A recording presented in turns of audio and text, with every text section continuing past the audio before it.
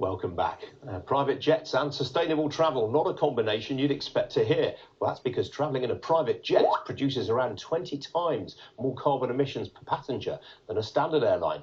But even this most extravagant of sectors knows it needs to do more in the future. Well, one firm, Victor, says it wants to be carbon neutral by 2020, thanks to detailed flight plans and carbon offsetting through environmental projects. Well, live now to Farnborough Airfield and to Victor's founder and chief executive, Clive Jackson. Clive, very good afternoon to you. If you were that committed to the environment, surely you'd be campaigning against private jets altogether. Well, I think we've got to be practical. Today, we're launching our Carbon Action Initiative, and that's designed to galvanise people who fly by private jet into a programme where, first of all, we recognise the extent of the problem, which, Ian, as you said, is about 20 times more carbon per passenger mile than a civil aviation airliner. And secondly, for us to do something about it. So we're fed up with waiting for governments and legislation. We want to take action now. And by leading by example, we are looking to double offset every flight with effect from today on a Victor jet. And that's just the start. Carbon reduction is only part of the solution. We're also looking at implementing smart technology to analyse flight plans and flight routings so that we can reduce fuel burn.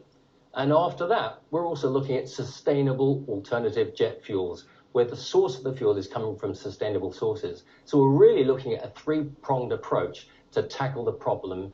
And by taking this step forward, we want to set an example for everyone else in the aviation industry and set a benchmark. Will your customers have any choice as to whether they pay for these offsets? That's a good question. And certainly when we've looked at the commercial airline sector, from what we hear, less than 2% of all of those that fly actually make a contribution. So with effect from today, we are not only mandating it, we are actually paying for it out of our own corporate profits. And that really is the second message that we want to get across, that today businesses must recognize they have got to pay and offset some of the issues, mitigate some of the problems, and find newer and smarter ways of addressing the amount of emissions that their business or their services produce.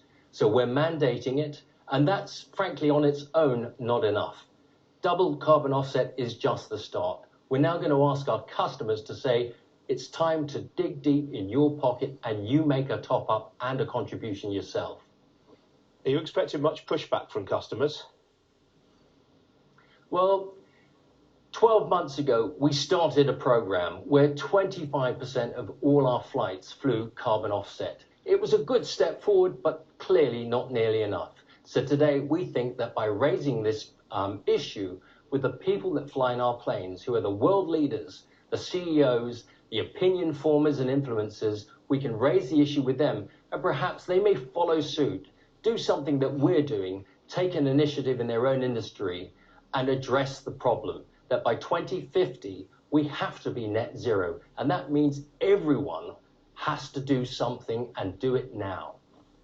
Now, you mentioned that you're changing flight plans, using algorithms to make the business more less carbon intensive in that respect. I mean, how much fuel burn do you reckon you can save by doing this?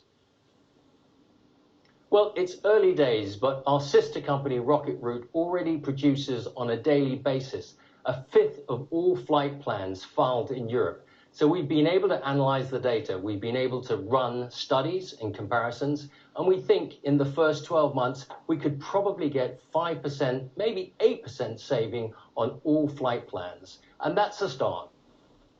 Which are the most popular routes at the moment, Clive? Well, at this time of the year, and as you can see at sunny Farnborough, the sort of routes that we're flying in July are down to the south of France, Nice, Cannes, Majorca, Ibiza, the Greek islands. These are all the hot spots at this time of the year. Sounds more leisure than business travel, the way things are right now then.